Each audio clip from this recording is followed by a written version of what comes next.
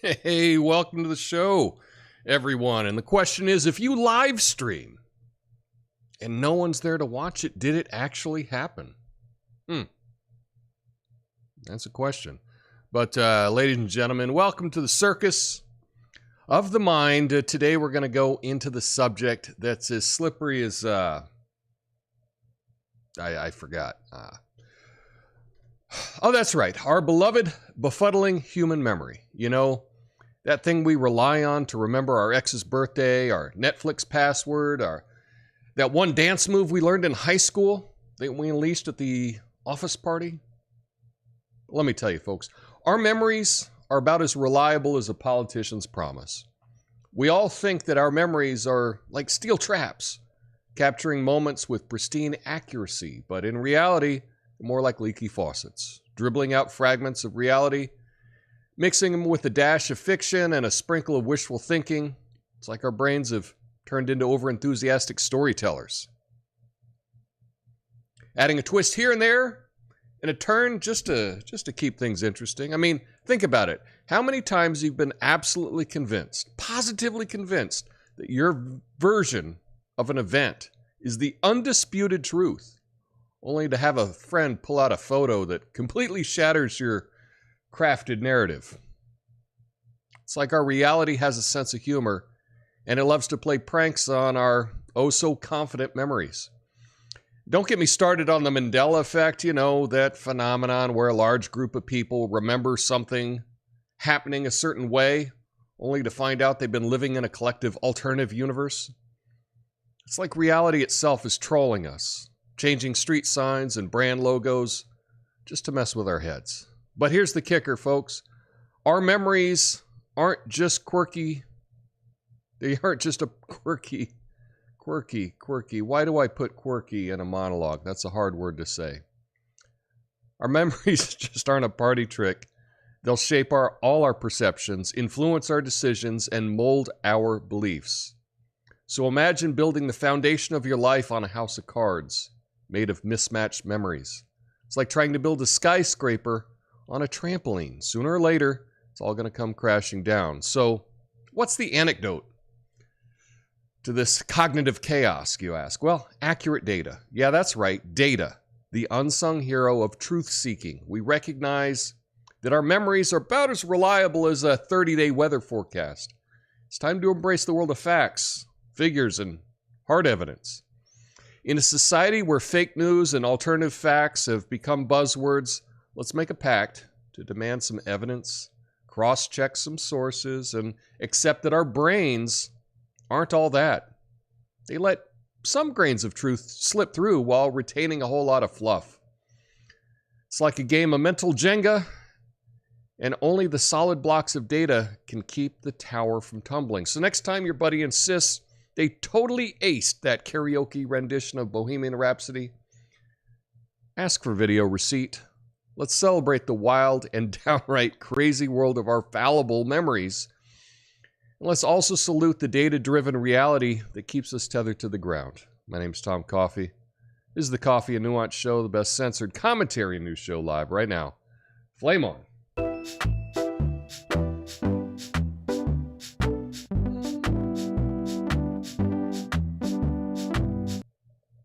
Yeah. Memories, huh? So, today is going to be a scorcher here in the Northwest. And I said, oh, is this the hottest it's ever been in history? And one quick search, I found out that it was hotter 2 years ago. And I don't even remember it. I don't remember it being, over 110 degrees in Portland 2 years ago. What was I doing? I don't even remember it. And it's crazy how our memories just fail. I think back to, and I've had several instances of this. In fact, there was a person that was in the news here, and in Portland, and I recognized the person that was in the news as the person that was living in front of my house 2 years ago. And so I pulled up on Google Photos, you know, because I took pictures of the car, and it was a different car than I remember. In my head, I remembered it was like an older, you know, like a 15, 20-year-old's like white long sedan. Turned out it was a PT Cruiser. This was 2 years ago. My memory had failed me, but I looked it up on my Google Photos. I was like, oh, no, here's the car. This is it. Wow. Our memories are like that. And if we don't get checked, we don't realize it. I think back to a basketball game that I was at in undergraduate university. And I was there and I was cheering on the team. And in my head, I have this version of what happened where they were down and one of the stars of the team were down by 3. And so he made the first free throw, missed the second free throw. We got the rebound and then made it. And in my head, that was to win the game. And I remember it like it was yesterday. This is such a strong memory in my head. And I went back and checked it out, and that actually happened. They did do a 3-point play. There was like 4 minutes left in the game. It wasn't at the last moment like I remember. It was shocking to see how different our memories are, and we don't realize how bad they are unless we actually get things checked against something that is tangible. Right? Unless we can actually check it against a photo, against a video, against some actual facts, our memories suck. They absolutely suck. And if you have an example of this from your own life, let me know, because I'd like to have a couple examples of this. But I'm glad that y'all are joining me today on YouTube and on Rumble. We're streaming live. So I'll be going through all your comments in the after show. But I got a couple of stories to get to today. This first one is about how hot it is in my neck of the woods.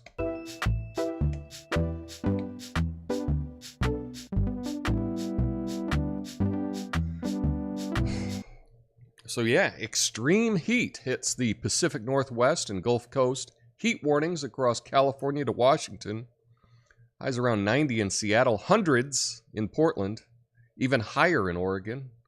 Health risks rise without cooling. Climate change worsens heat waves. Wildfire concerns due to the dryness and the wind. And so, yeah, we've got record July heat in Florida, Louisiana, Arizona, and New Mexico. Just absolutely crazy.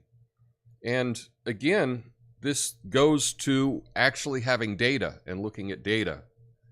I don't remember it being that hot 2 years ago. I've blocked it out already. I've just blocked it out of my mind. But yeah, I'm going to a wedding Thursday near Portland. It's going to be outside. And it's supposed to be 98 degrees. I think I will be forgiven if I wear an Aloha shirt, right? I guess I can. I don't want to wear a suit in 98 degrees. Yikes. But yeah, that's the kicker. Is I was shocked to learn that the temperature 2 years ago was like over 110 degrees. I don't even remember it. I don't even remember it at all. At all. And so often when people use their own anecdotes, their own things that happened in their own life as evidence of something, that doesn't really mean much. It doesn't really mean much. They could be real, right? It could be accurate, but it doesn't. It's not. No one's memory is accurate. That's what I'm stating. No one has really good memories of things. And is evidenced by I had no idea it got over 110 last year or 2 years ago. And I was here. I wasn't anywhere else. But anyway, let me give an update on what's happening out in Hawaii.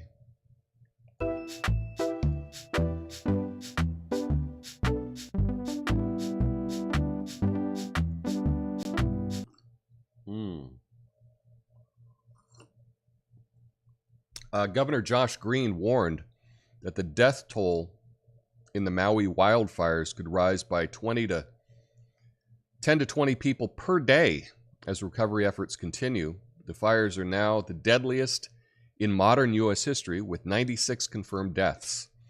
Many victims remain unidentified due to the fire's intensity. Authorities are urging DNA tests from families with missing members.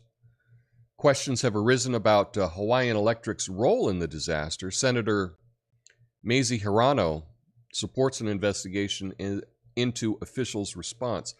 Fires have caused over $5.5 billion in losses. Additionally, 19 homes have been destroyed, and volunteers are assisting affected residents. So what's happening in Maui is really scary. And again, this goes to our memories. You know, we don't remember things like that. We don't remember fire just moving over streets. We don't remember that.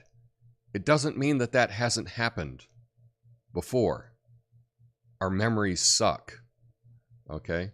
Now, there's a lot of things that are happening in Maui on social media that are really scary.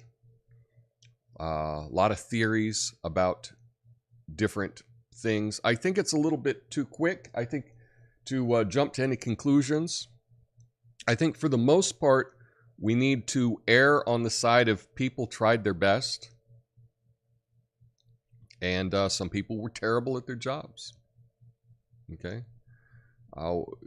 Don't jump to the conclusion that these things are intentional, right? Because that can get us thinking in some really non-productive ways. And as always, just because something happens and then some people try to take advantage of that, right? Never let a good disaster go to waste, you know, the idea with that. That could be happening in Maui as well. It doesn't necessarily mean that there was some grand conspiracy to start this fire, too. The whole thing is heartbreaking and just crushing. I can't imagine living through something like that. And now seeing the relief efforts kind of being stalled by our government is also tough to see. We are hearing lots of different reports out of there, and it's hard to really know what's accurate. So I'm not going to speculate on that yet. We'll figure that out soon enough. But yeah, pray for Hawaii. Anyway, I'm going to give you something that if you've been watching my channel, you will understand this well, I hope.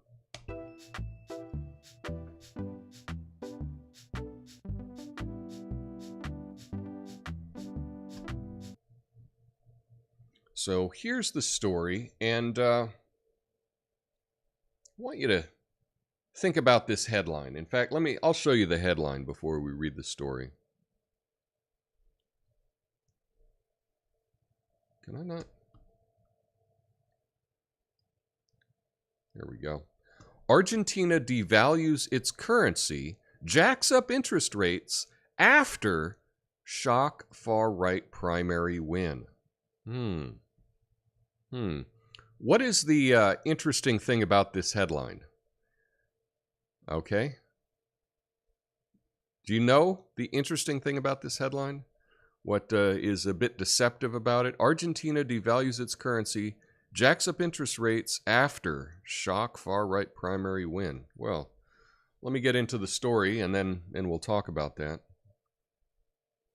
Far-right populist Javier Milei has surprised Argentina by leading the primary elections for presidential candidates.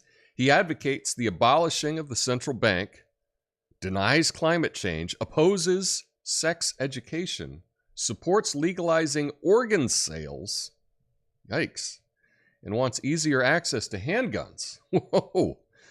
With around 30% of the vote, he's a significant contender for the presidency, reflecting widespread discontent over economic issues. His success represents a desire for change and a break from traditional politics in Argentina. So here we have someone they're calling far right out there. And yeah, so here's the giveaway. Argentina devalues its currency, jacks up primary rates after shock far-right primary wins. Well, that kind of implies that they did it because of this guy winning in the primary election. That's the implication. After. They did it after this. One thing happened, and then this other thing happened. And that is a logical fallacy. This is a fallacy that is pushed by the media all the time. The key word that you always want to look for is the word after. There's no indication in the story that them devaluing their currency was because of the election.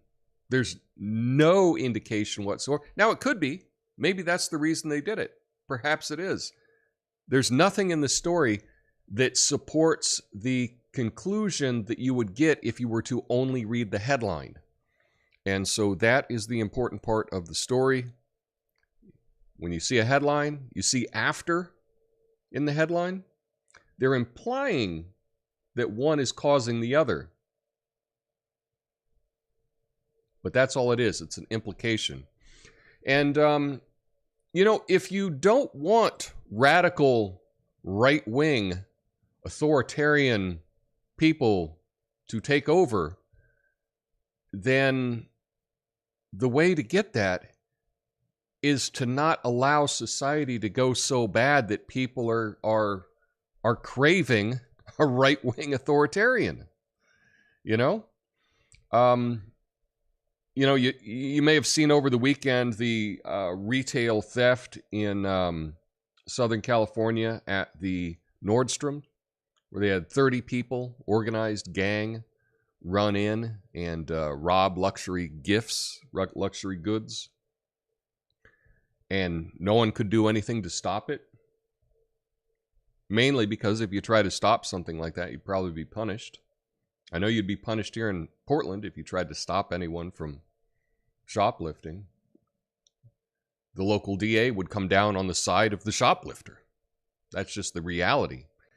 And if you don't want authoritarians taking over everything, then you don't make society, you don't push people that far that they want it, that they crave it, right? You have these cities, you let the crime get so bad that then the people are like, please, let the military take over things. It's unsafe in my city. We need to do something. That's how we get this. It makes you wonder if this is somehow intentional. Now, I don't know.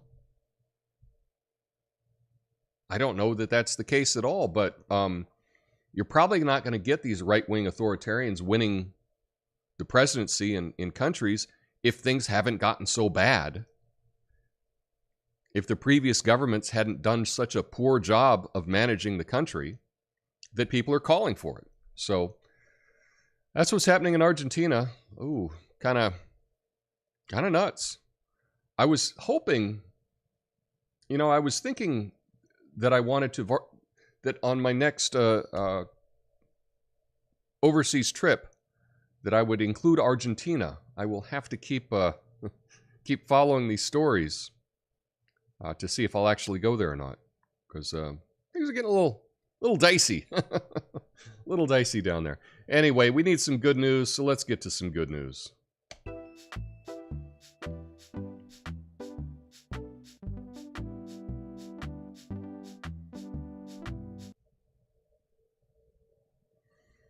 So India has cut its greenhouse gas emissions by a third since 2009 by boosting renewable energy and expanding forest cover.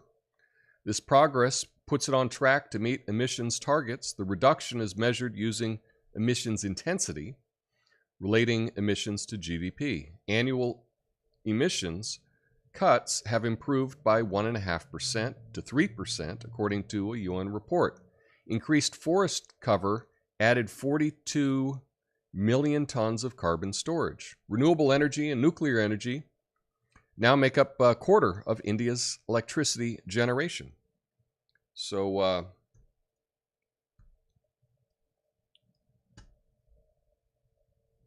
that's good news. You know, often we hear about how everything is getting worse, how pollution is getting worse, deforestation is getting worse. All we hear are the stories about how things are getting worse, and we're not hearing about anything that's getting better. So the fact that India has cut down, has made dramatic improvements, that's good news. And it's interesting that we're not hearing about that story. We're not hearing about how India is doing a much better job on pollution than they were 10 years ago, 12 years ago. We're not hearing about how Brazil has cut the deforestation rate by over 80%. We're not hearing those stories in the news. So I just want you to be a little bit better informed. Because often we'll just go back to our memory, right? If we haven't heard the news story, we can't remember it, right? Anyway, that's all I have for you today. I don't know, weird day today. It's a weird day. I'm trying to figure out what I'm going to do about all this heat. I'm supposed to work this evening on the other side of town. I don't think I don't really want to be driving when it's 110, 109, whatever it is today. So anyway, we'll just have to see. Anyway, that's all I have for you today. Stick around for the after show. I'll go through your comments, and hope you all have a beautiful day. Stay cool, and make some good memories. Until tomorrow, peace.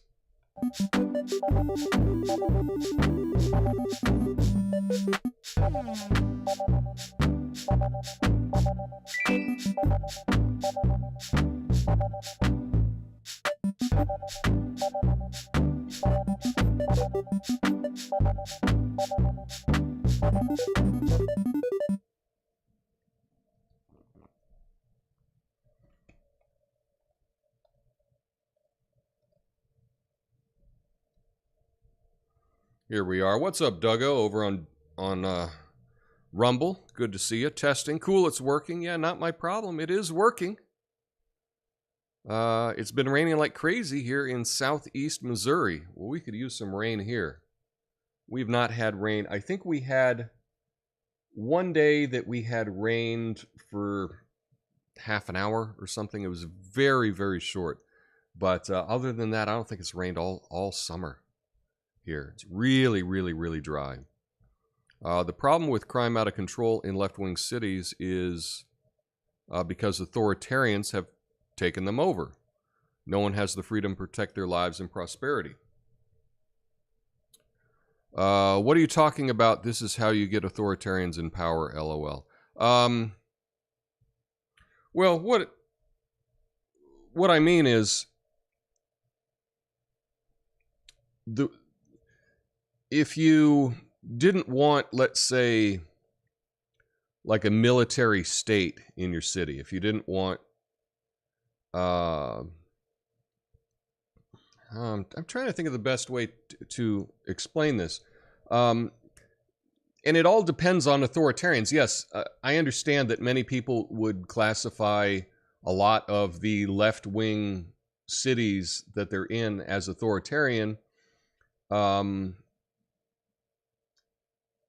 But in this way, what I'm talking about is if you let crime get out of control, right? You just let crime go crazy, and then people are screaming for more police, right? They're screaming, we want more police. We want more restrictions on everything to make life safe again. Okay?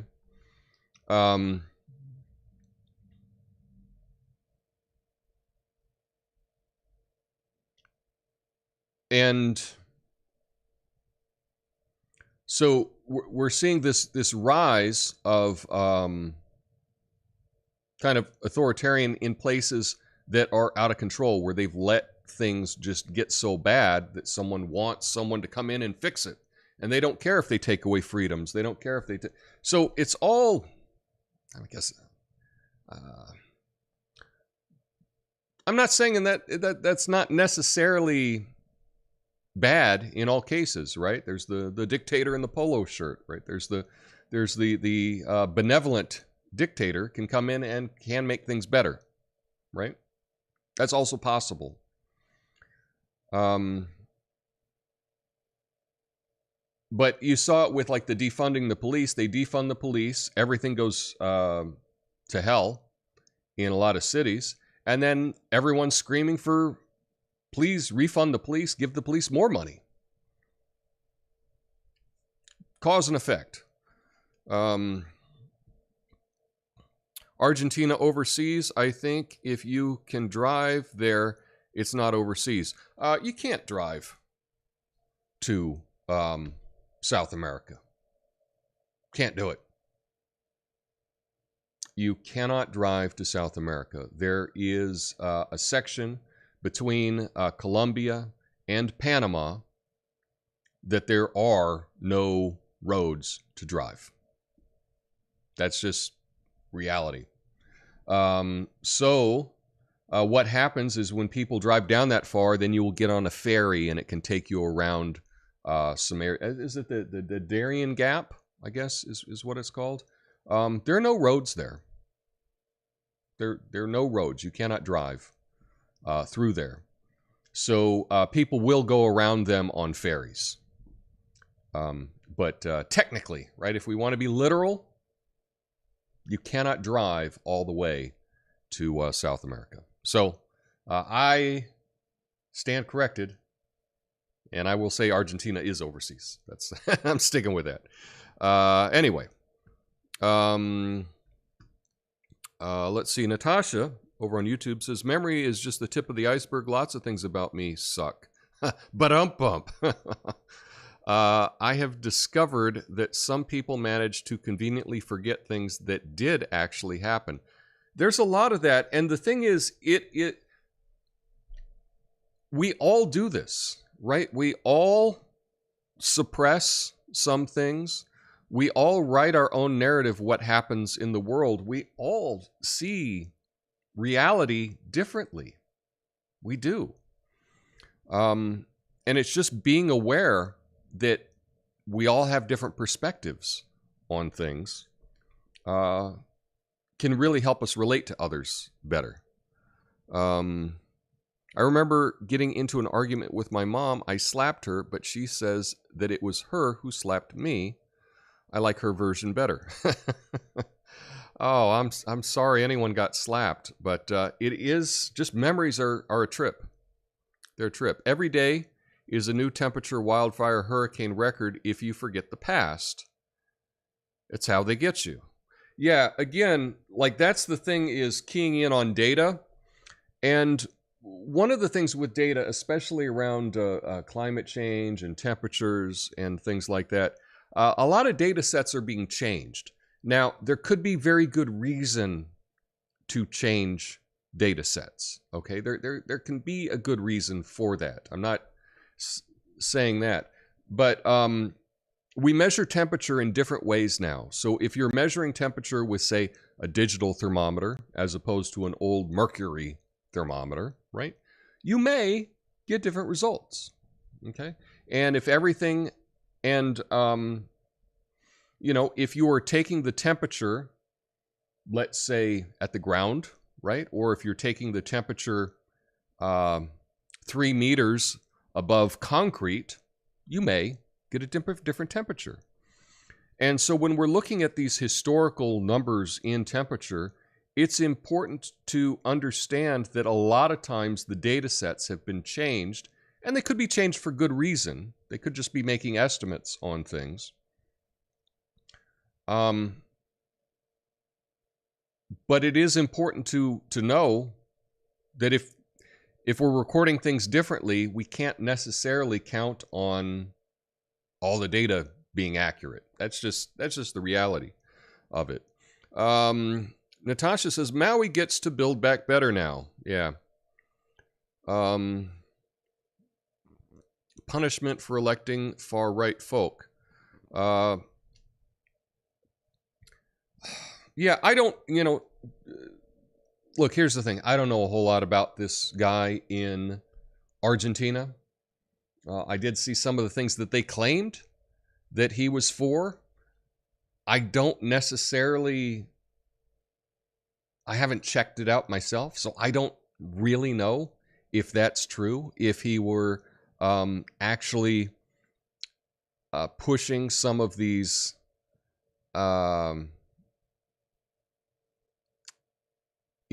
some of these things, dollarization. What are some of the? Let me just pull up the article here.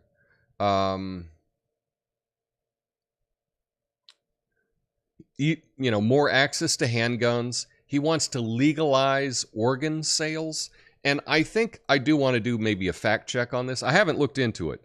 But if he's claiming that he wants to make it so you can sell your kidney, that's a little scary, right? That's something that needs to be looked into. But I will say, I don't know if that's true or not. I'm just saying that that is what the AP is reporting. So, yeah, I need to look into that more. Is he actually saying that we should be able to sell our organs? Because that's what globalist billionaires would love. They would love to be able to buy organs. Maybe one of their organs is not doing as well. They can go down to Argentina and buy a new organ, have a transplant. This all just sounds a bit nuts to me, and so it's something that I'm going to have to look into. I'll look into it for tomorrow. I'll actually find out if that's if he's actually advocating for legalizing organ sales, or is there a very nuanced thing that he's talking about, and it's not all organs, right? But I will actually look into that. I'll look into that today, and have some more information for you tomorrow on that. But anyway, that's all I have for you today. I appreciate you.